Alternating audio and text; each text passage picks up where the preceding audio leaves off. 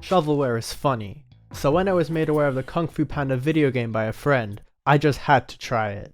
This was a movie tie-in game, as was the norm back in the day, so my expectations were quite low. I was quite surprised to see Activision being the one who published this, but once you look at the other stuff they were publishing at the time, it's not so shocking. While all versions are under the same name, this was actually developed by 4 companies between all the current platforms. The DS version is not like the rest, so I'll get to it later, but for movie tie-in shovelware, it was quite normal to release on every single possible thing. I decided to play the PC version since I thought it would lead to the best experience through a few mods. If you want to play this game, then do not do what I did. The PS3 and Xbox 360 versions are superior, as you'll see later. But now it was time to experience Kung Fu Panda. After over a minute of company logos, the PC version is lacking the proper title screen. No idea why, but here's what it looks like otherwise. Also, this music kinda hurts my ears. Okay, start. Every chapter in this game starts with this text block read by Poe. While the first chapters are quite similar to the movie, it actually starts doing its own thing later. But I'm getting ahead of myself. We start in Poe's dream.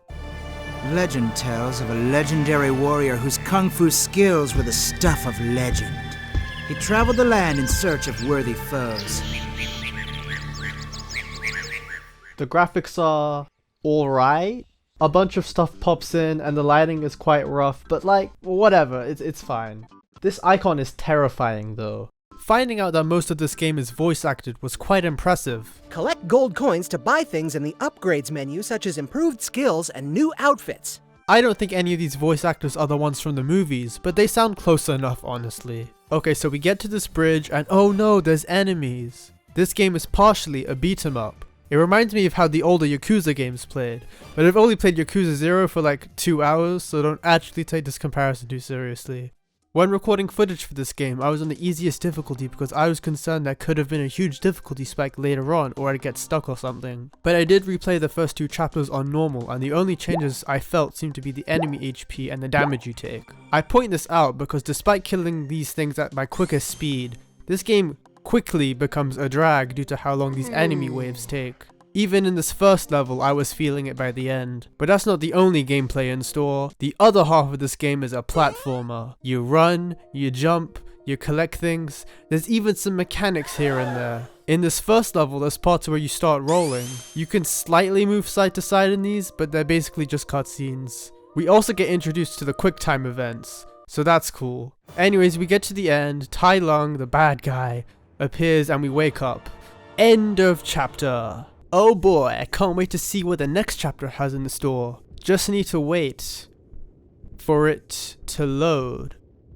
Unfortunately, the game is softlocked here. The PC port does this completely at random. You just need to keep restarting the game until you can pass. Awesome. But now, level 2 is about breaking into the Furious 5 battle arena thing, just like the movie. And this is probably the best level in the game, that I played at least. There's not too much combat, although Poe shouldn't know how to fight right now technically. And there's this mechanic where you break down these confetti bags with ballistas to make a path to platform through. Hey, this isn't half bad. And at the end, you start playing as Tigress and you need to beat a statue boss? Heck yeah, game of the year. Now with all the coins I've collected, I can upgrade Poe's skills and stuff. I could have done this at the end of level 1, but well... Okay, on to level 3. Which is also pretty good. There's these small rooms with challenges set by the Furious 5, and you have a timer to beat up all the training dummies. There's also extra tutorial stuff for more fighting depth, but none of it matters because this is a kids game, so I will ignore it. Honestly, if the game kept up this pace and kept iterating on the gameplay like this, it might have been a decent game. But the next level shattered any hope I had.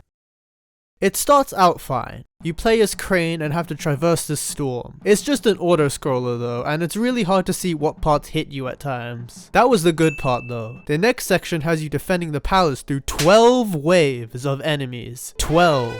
When I checked through the footage, it's only about 13 minutes, but it felt like an eternity. It's just so repetitive, and each wave takes longer and longer without getting any harder. This is also where the game starts to branch off from the movie though. In the next level, we go on this side quest with Crane to the swamp where we talk to the other turtles other than Oogway, which is insane by the way, and we have to save these eggs. And the whole level is basically this platforming area where you find all of them. Falling into the water is really funny because there's just no interaction and you fall right through it.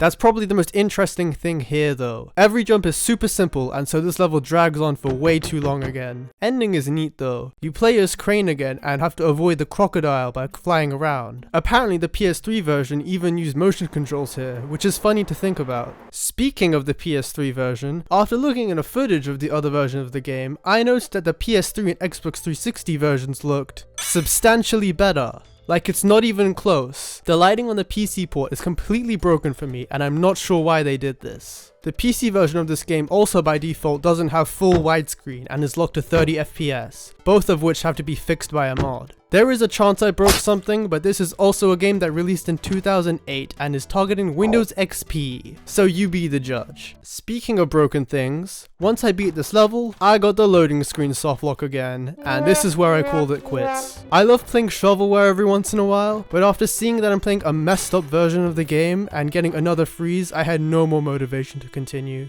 It's quite a shame as well. Looking through footage of the game, it seems that the game actually tries to do more things, like being able to play as extra characters and further straying away from the original story. Though I'm not sure how long it'd be interesting for regardless. But hey, that's not the end of my adventure through the Kung Fu Panda game, as there's one very different version from the rest. The DS is an extremely underpowered machine even compared to the PS2, so there was no way they could port what they had to it. So instead they did the classic tactic of making the handheld version completely different but under the same name to trick children that the game they were seeing on the ads was also going to be on the DS. Well, I guess if the game is still good, I can't be too mad. So, is it?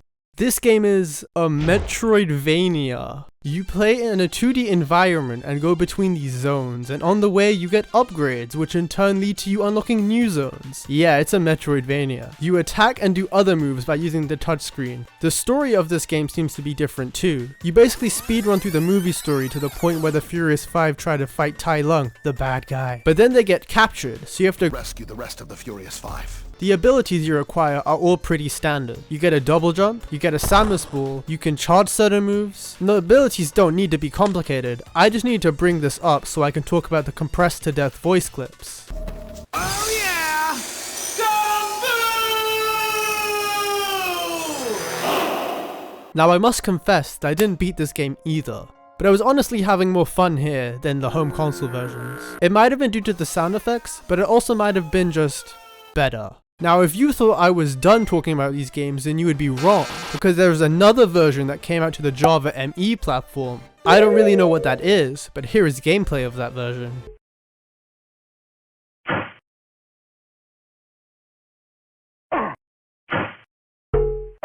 And I'm still not done, because a year later, the game got ported by a different studio to Mac. And if you thought that was the end of it, there's 3 other Kung Fu Panda games that you could also be playing. So the Kung Fu Panda fun never ends really. Go crazy.